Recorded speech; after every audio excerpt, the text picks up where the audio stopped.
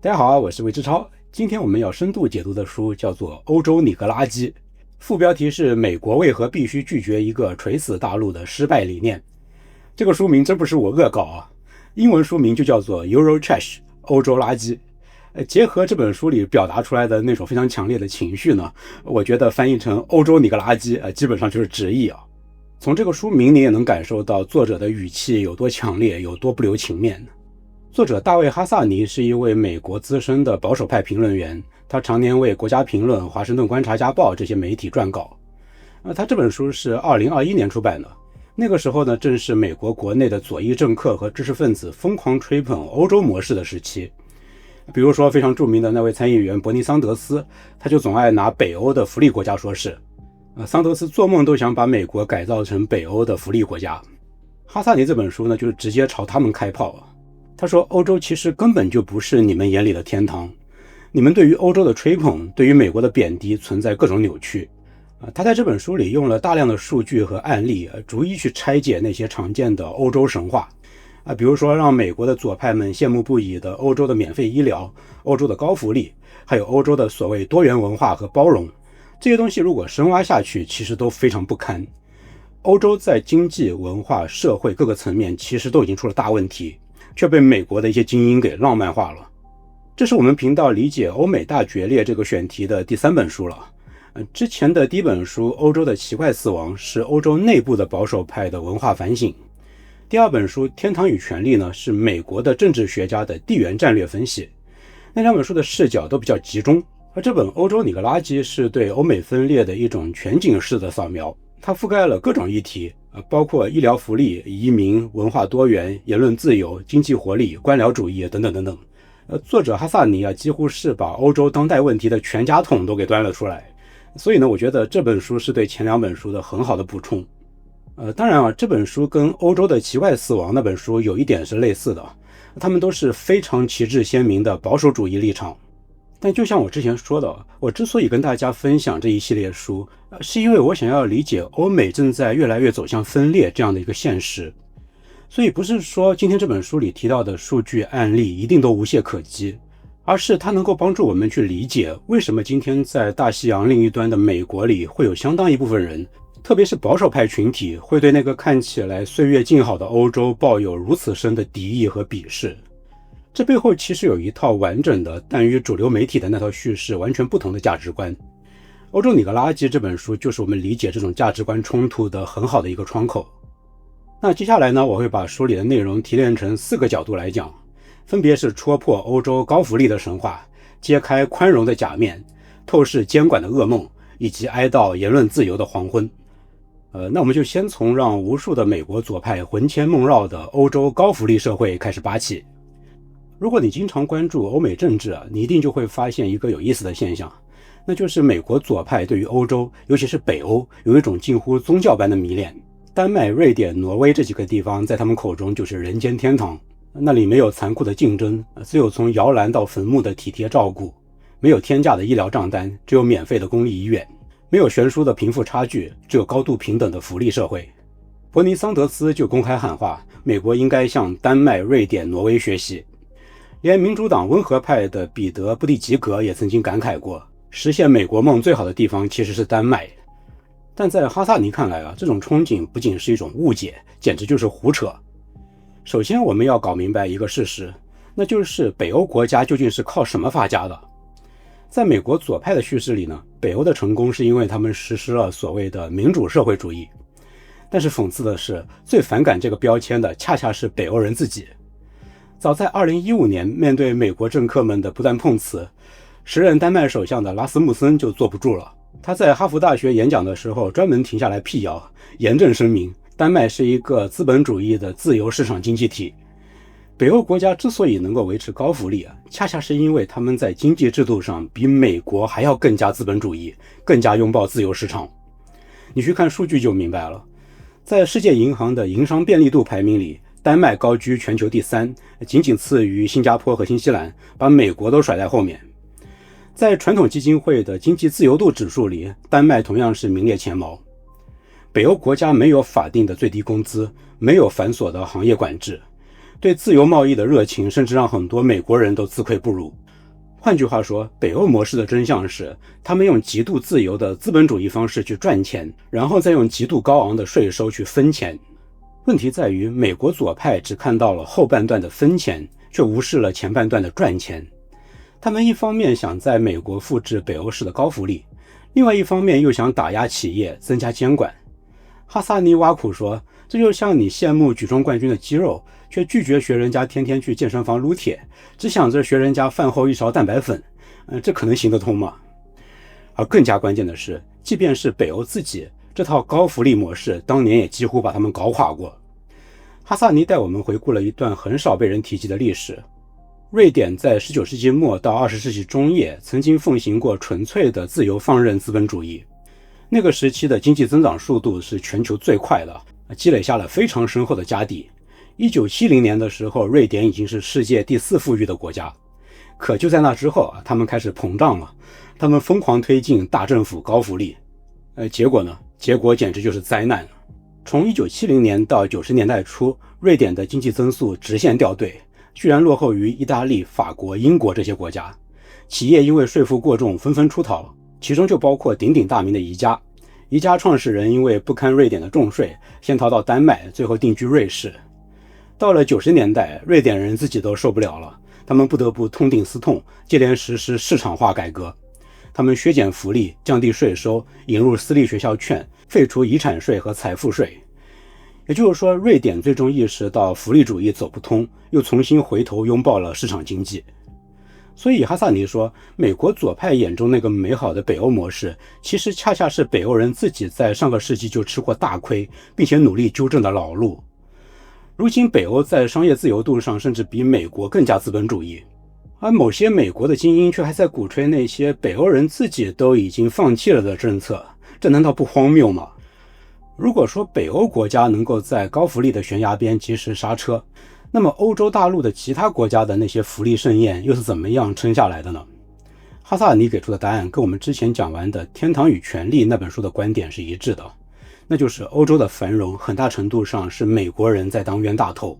首先就是在国防方面的搭便车，没有美国提供安全保护伞，欧洲国家要自掏腰包养军队的话，那他们引以为傲的福利体系恐怕早就已经破产了。这点在《天堂与权力》那本书里我们已经讲过，就不展开了。但哈萨尔尼还提到了另外一个很少被重视的点，那就是欧洲在医药研发上的搭便车。全世界绝大多数的新药创新都是由美国公司研发，或者是冲着美国市场去研发的。为什么呢？因为美国没有像欧洲那样通过政府管制来强压药价，美国患者支付的高价药费实际上补贴了全球的新药研发成本。欧洲各国凭借政府单一买家的这种垄断地位，把药价压得非常低，说白了就是让制药公司几乎赚不到钱。那如果没有美国市场提供这种高利润的回血，那制药企业根本就没钱投入研发。如果美国也学欧洲那样搞药价管制，那全球医药创新可能就立刻枯竭了，最后是大家谁都别想用上新药。所以哈萨尼说，你们这些左派精英羡慕欧洲人的免费午餐，那是因为你们没有看到账单最后寄给了谁。欧洲这桌盛宴其实很大程度上是美国人买单的。当然，哪怕有美国在外部当冤大头，欧洲要维持这么大的福利开销，仍然得下狠手去搜刮自己的纳税人。很多美国左派喜欢描绘一个童话，他们说只要让那些亿万富翁多交点税，就能在美国实现北欧那样的福利天堂。但是哈萨尼打碎了这个谎言，他说你去看一下那些真实的数据，你们说的那些福利国家根本就不是在劫富济贫，而是清一色的都在抢劫中产。在欧洲国家普遍都是靠高额的消费税来填饱政府的钱袋子，通常消费税的税率在 20% 左右，北欧甚至高达 25%。 这种税实际上是累退性的，穷人和富人买同样一块面包都得交一样比例的税，那么收入越低的人其实被抽走的比例就越高。再来看所得税，欧洲许多国家的最高税率起征点低得吓人。比如在德国，年收入只要超过6万美元出头，就已经被拉到高税率的第2档了。这个收入在美国可能也就是个普通白领的工资而已。所以所谓让富人买单的这种童话根本就不存在。欧洲高福利的真相是每个普通老百姓都交出了钱包的一大半，才换来那些号称免费的福利。很多人在这里可能会反驳说，即使税重了一些，但总归是换来了那些高福利啊。比如说最典型的欧洲的医疗，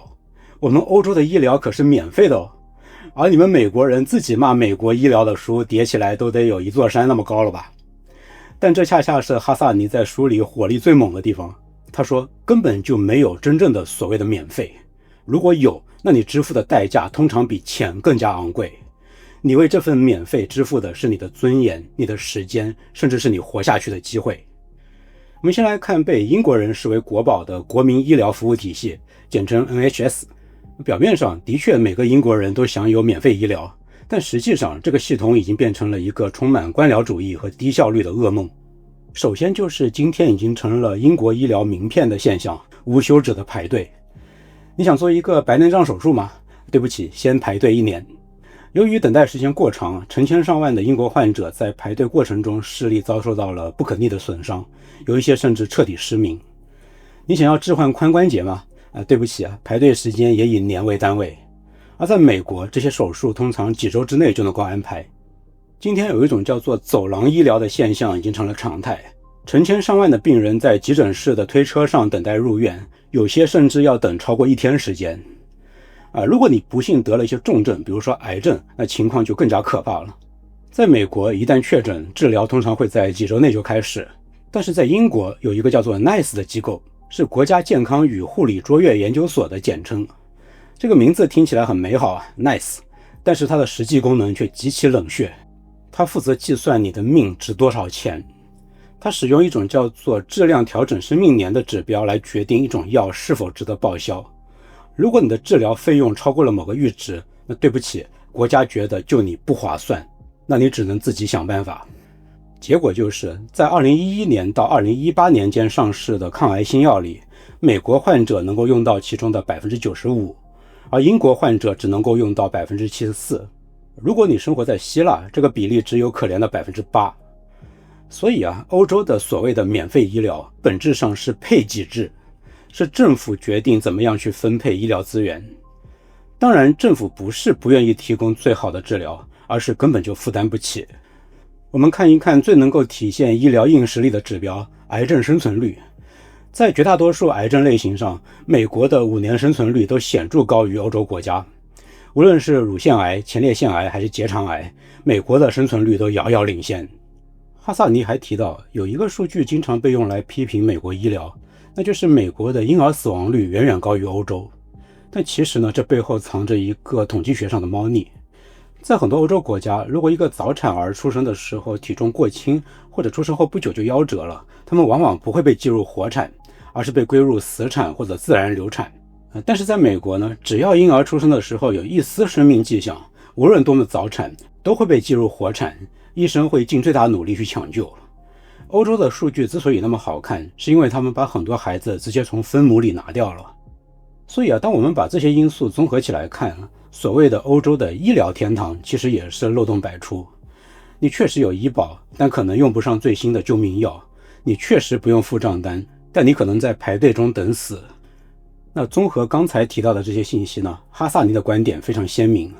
欧洲高福利社会的这个天堂是建立在美国保护伞的输血以及对全社会中产的严厉盘剥基础之上的。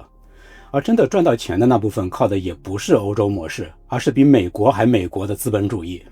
所以高福利的欧洲虽然表面上岁月静好，实际上隐忧重重，很难持续。那么有人可能就会说，好吧，也许欧洲在钱的问题上并没有想象中那么美好，但至少欧洲人引以为傲的道德高度，那些关于宽容、多元、文明的叙事，总应该是真的吧？毕竟那里没有美国那么严重的种族冲突，对不对？如果听到这个问题那哈萨尼估计是要发出一声冷笑了，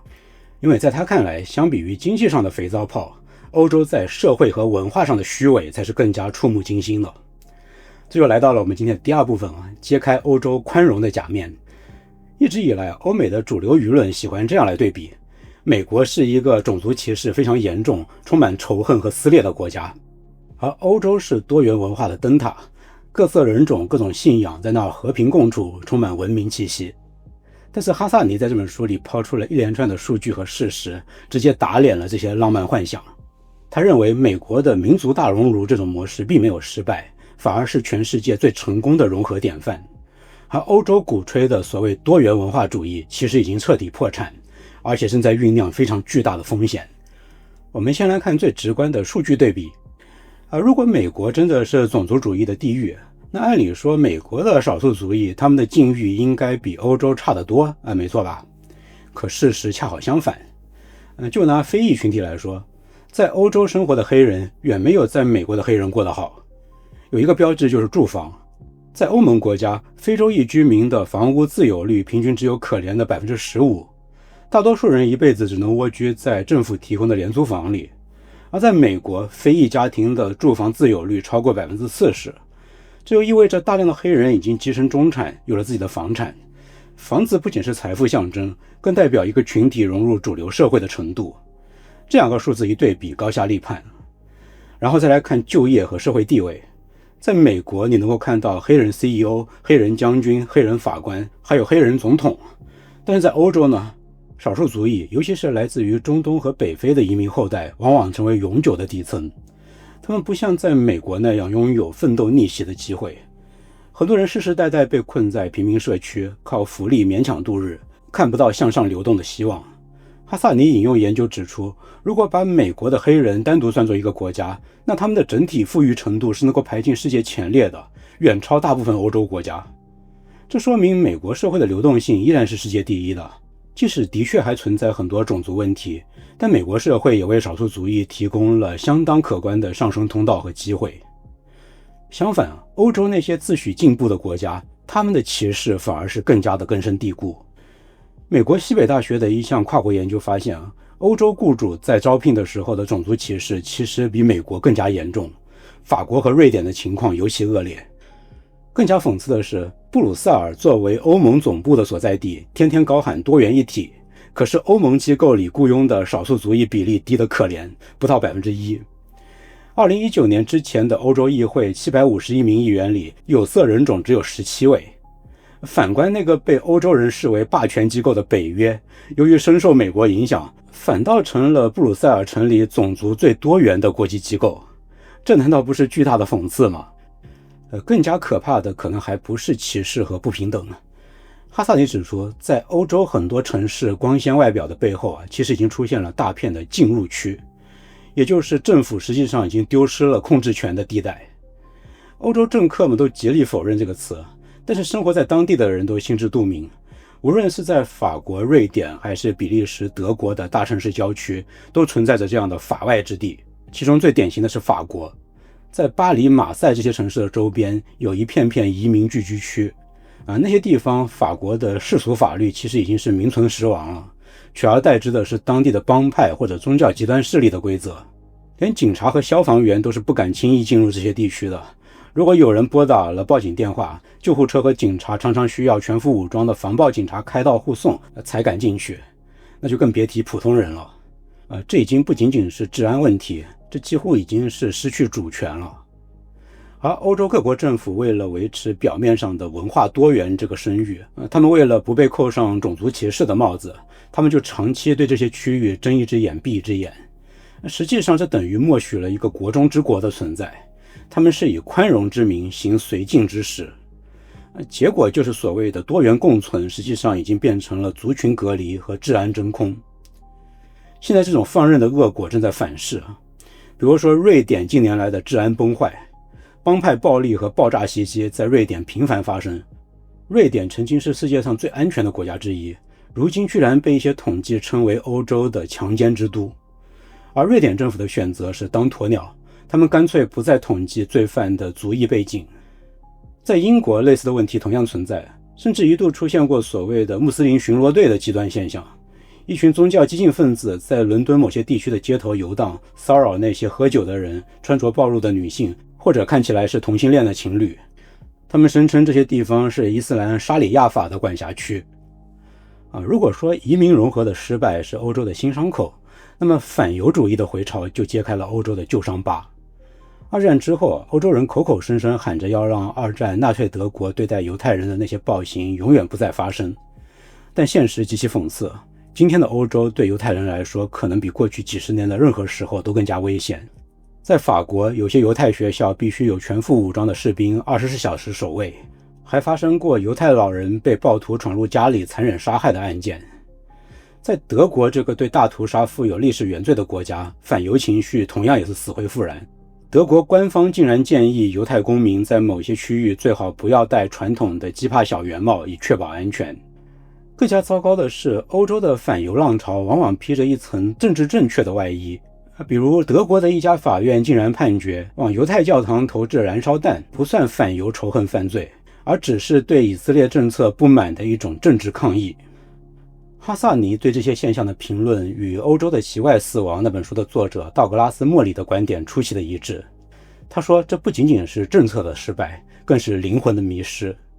欧洲抛弃了传统的西方价值观，比如说个人责任、法治精神以及必要的文化自信，但是他们却没有建立起新的有生命力的信仰体系，于是就陷入了一种虚无的价值相对主义。在这种相对主义的思潮之下，他们不敢说文化是有优劣之分的，他们不敢理直气壮地捍卫自己的生活方式。结果呢，这不仅仅没有换来表面的和平，反而让自身变得非常的软弱可欺。而一个连文明的底线都不敢守护的社会，谈什么宽容和进步呢？不过别看他们在文化上极其软弱，但在另外一个方面，他们可是一点也不手软，那就是监管。那下面我们就进入到第三个视角，来看看欧洲这一台庞大的官僚机器是怎么样通过无孔不入的监管阉割掉这片大陆的创新和活力的。如果说前面说的这些社会问题还可以用文化差异来解释，那么经济数据的硬碰硬其实已经让欧洲优越论彻底的破产了。相对于美国，欧洲正在变得越来越穷。在过去10几年里，欧洲和美国的经济差距正在急剧扩大。2008年的时候，欧洲的经济总量甚至还略高于美国，但是到了2024年，美国的 GDP 已经比欧盟高出了将近 30%。为什么呢？哈萨尼认为这归根结底就是监管与创新的对决。美国有硅谷，有特斯拉，有英伟达，有一堆冒出来的独角兽企业，而欧洲呢？欧洲只有监管机构。哈萨尼把矛头指向了欧洲的那个超级政府欧盟。在哈萨尼看来欧盟是一个完全缺乏民意基础的庞大的官僚机构，它的存在就是为了集权和监管。欧盟总部所在地布鲁塞尔的那些官僚们整天坐在拥有恒温系统的办公室里，拿着高薪，每天的工作就是制定无数荒谬绝伦的规定来窒息欧洲的企业。比如说规定香蕉应该弯曲到几度，听起来像是个笑话，但这居然是真的。欧盟曾经规定1级香蕉必须没有异常弯曲。那既然都已经规定了香蕉要有多弯，那难道会放过黄瓜吗？当然不会。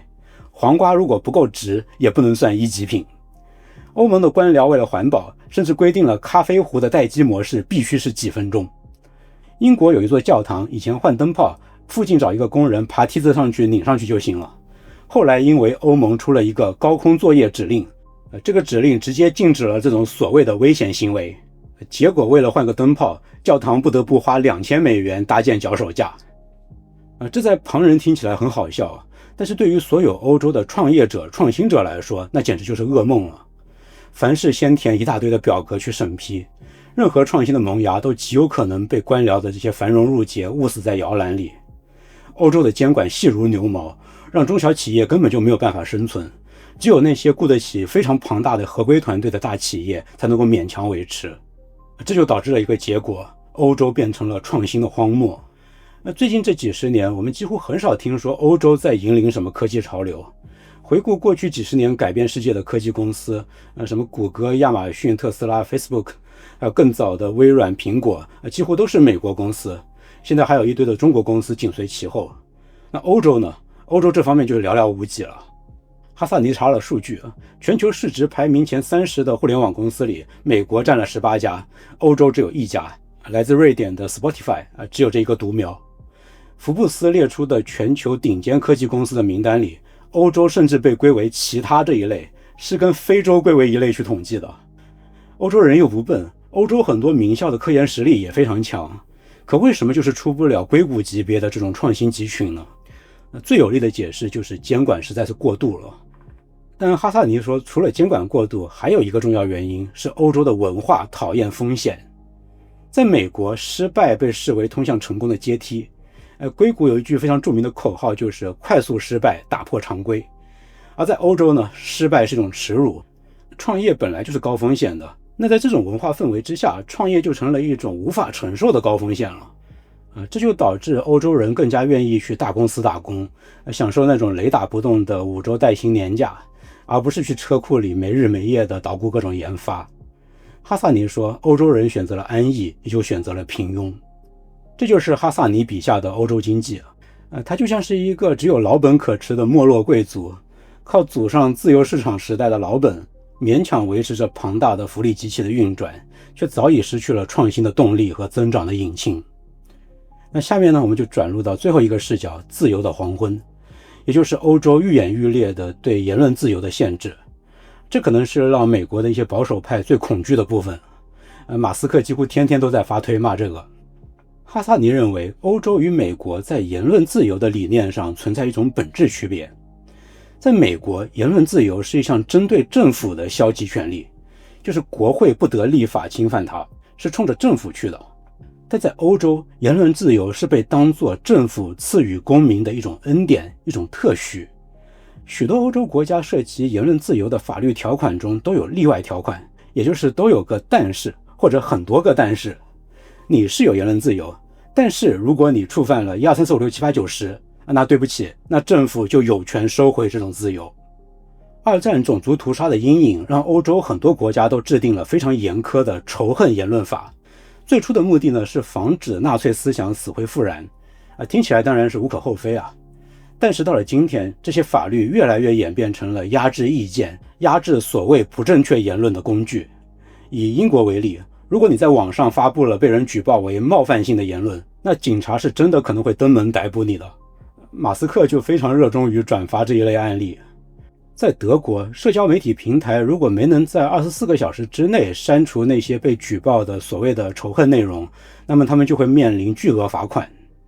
这种官方审查就导致了非常强烈的寒蝉效应。别说是公开发表一些有争议的观点了，很多人连私下讨论移民、宗教这些敏感话题都是噤若寒蝉。最能说明问题的例子莫过于法国的查理周刊惨案。当时因为刊登了涉及某宗教题材的讽刺漫画，这家位于巴黎的杂志社遭到了极端分子的血洗，2名枪手闯入编辑部疯狂扫射，包括主编和顶尖漫画家在内的12个人惨死。那次恐怖袭击发生之后全欧洲人都举着我是查理的标语走上街头，声援言论自由。但是哈萨尼说，那份声援其实极其虚伪，因为在现实中，欧洲的文化界和媒体界早就已经普遍实行了自我审查，以避免触怒某些激进群体，避免激怒那个宗教。作家不敢写关于那个宗教的题材，画家不敢画关于那个宗教的画，老师在课堂上不敢展示涉及到那个宗教争议的一些地图。哈萨尼说，所谓的自由表达其实早就已经被一种无形的恐惧所钳制。当一个社会连说真话的权利都被压制，连创新的冲动都被扼杀在摇篮里，它还能有什么生命力呢？所以哈萨尼的结论是，欧洲不仅在经济上停滞，它在精神上已经脑死亡了。它用安全、平等这些名义彻底阉割了自由意志，它已经变成了一个温顺、平庸、死气沉沉的大陆。这是《欧洲垃圾》这个书名背后非常沉重的一声叹息。到这里，我们已经完成了对欧洲模式的全家桶式的解剖，不可持续的福利经济、虚伪撕裂的社会现实，以及对创新和自由的窒息。那么面对这样一个反面教材，哈萨尼最后的结论是什么呢？哈萨尼费这么大的劲写这本书，只是为了骂欧洲一顿来出气吗？当然不是。这本书的副标题写得很清楚，美国为何必须拒绝一个垂死大陆的失败理念。这其实是一封写给美国人自己看的劝诫信。哈萨尼最担心的是，今天的美国正站在一个危险的十字路口。正如皮尤研究中心的一项调查所显示的，美欧之间其实存在着根本的价值观鸿沟。近 60% 的美国人相信个人自由比国家保证没有人受穷更加重要，而绝大多数欧洲国家的人恰恰相反。此外 75% 的美国人相信努力工作能够带来成功，而在欧洲只有 35% 的人相信这一点。这种相信个人掌握命运、相信风险能够带来回报的价值观，也就是所谓的美国例外论，是美国之所以能在过去200年里成长为世界独霸的根本原因。但是现在有一群美国精英，也就是那些哈萨尼口中的亲欧派，也就是伯尼桑德斯他们，这些人正在试图通过扩大政府权力、增加福利开支、引入言论管制，来把美国改造成一个大号的欧洲。哈萨尼警告说，如果美国真的走上了这条路，那就是在主动服下一剂慢性毒药。他引用了撒切尔夫人的一句名言：我们想要一个人们可以自由选择、自由犯错、自由慷慨和富有同情心的社会，这就是我们所说的道德社会，而不是一个国家负责所有事情而没人对国家负责的社会。所以这本书的最终落脚点不是优越感，而是警惕。哈萨尼呼吁美国人不要被欧洲那种看似温情脉脉的保姆国家所诱惑。他说，是的，我们美国的体制有很多不尽如人意的地方，有些方面它很残酷，它有竞争，有风险，还有那个吵吵闹闹，甚至有时候会让人很反感的言论自由市场。但正是这种混乱的活力，才是一个文明能够不断的自我更新、不断创造未来的源泉。哈萨尼在全书最后写下的那句话，也是我们今天这期节目的结语。他写道，欧洲正在不断抛弃他曾经最好的那些理念，而我们没有任何理由去追随他们的脚步。好，那这本欧洲你个垃圾就为你解读到这里。如果你喜欢这期节目，请点赞、分享、订阅频道，这是对我最大的支持。我是魏之超，我们下本书再见了。